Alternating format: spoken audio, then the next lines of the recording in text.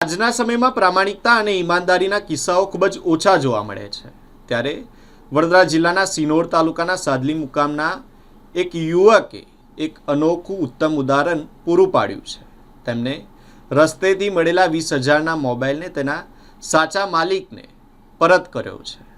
આ ઘટનાથી આ યુવાનની સમગ્ર પંથકમાં પ્રશંસા કરવામાં આવી રહી છે. સિનોર તાલુકાના સાદલી ગામે રહેતા ગુલામ મુસ્તફા ખત્રી પોતાની સરકારી દવાખાના સામે આવેલી દુકાન પર બેઠા હતા. ત્યારે મુખ્ય માર્ગ પર એક તેમને મોબાઈલ નજરે પડ્યો. ગુલામ મુસ્તફા ખત્રીએ મોબાઈલને પોતાના પાસે સુરક્ષિત રાખી તેના મૂળ માલિકનો સંપર્ક થાય તેવી રાહ જોતા રહ્યા.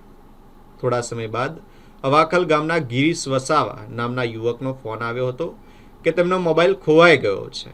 તે સમયે ગુલામ મુસ્તફા ખત્રીએ તેમને પોતાની દુકાન પર આવવા જણાવ્યું અને ગિરીશ વસાવા દુકાન પર પહોંચ્યા બાદ જરૂરી પુષ્ટિ કર્યા પછી તેમને મોબાઈલ પરત આપવામાં આવ્યો હતો. અંદાજે 20,000 રૂપિયાનો ખોવાયેલો મોબાઈલ પાછો મળતા જ ગિરીશ વસાવાએ ગુલામ મુસ્તફા ખત્રીનો દિલથી આભાર વ્યક્ત કર્યો હતો અને તેમની પ્રામાણિકતાની પ્રશંસા કરી હતી.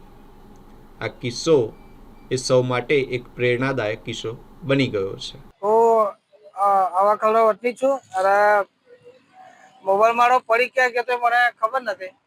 એટલે પાછા અમે હોતા આવ્યા મોબાઈલ એટલે અહીં ઘડી દુકાને મમ્મી ખરીદાર કરતા હતા. હવે મને ખબર નહીં કે મારો મોબાઈલ કઈ પડે છે. મેં તો હોદવા નીકળ્યો પણ પછી હોતા આ ભાઈએ ફોન લગાવ્યો અને પછી આ દુકાનવાળા ભાઈએ એમને મળ્યો મોબાઈલ.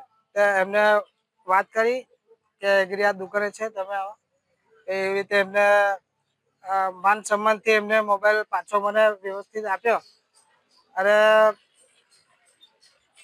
20,000 રૂપિયાનો મોબાઈલ છે અને મોબાઈલને કશું નહીં થયું અને એમને સારી રીતે મને પાછો મારો મોબાઈલ મને આપ્યો.